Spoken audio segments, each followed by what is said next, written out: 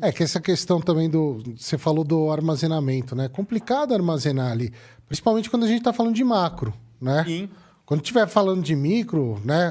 Você ainda tem uma... Você consegue armazenar lá as suas balvérias, metarrismo, tudo. Mas um macro, armazenar uma joaninha, como é que... É. Difícil Então, aí, assim, né? Aí, para nivelar, que a gente começa a falar de macro, micro, às vezes o pessoal tá meio perdido em casa. Quando a gente fala de controle biológico, a gente está falando de tudo que pode causar mortalidade. Qualquer ser vivo que pode causar mortalidade no outro ser vivo. Nesse rol, a gente tem o quê? Fungos que podem causar mortalidade, vírus que podem, nematóides, protozoários.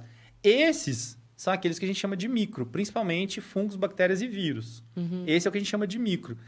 Pela própria natureza desses organismos, a gente consegue colocar ele na geladeira, num freezer, ele entra num estado latente e você consegue conservar ele ali 6 meses com uma boa capacidade, com uma boa viabilidade. Agora, quando a gente fala de macro, a gente está falando de quê? De insetos e ácaros, de outros insetos que comem insetos e de ácaros. Ali você não consegue colocar na geladeira e fazer com que ele dure 6 meses. Ele tem um ciclo de vida ali. Sim, então assim... Ah, mas não existe? Existe, não vou falar que não existe. Um último trabalho nosso, foi o último trabalho que a gente publicou agora, foi exatamente sobre isso.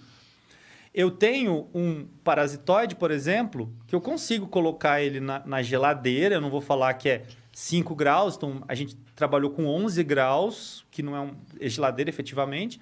Ele reduz o metabolismo dele e a gente ganhou o quê? 6 dias. Aí fala, nossa, 6 dias?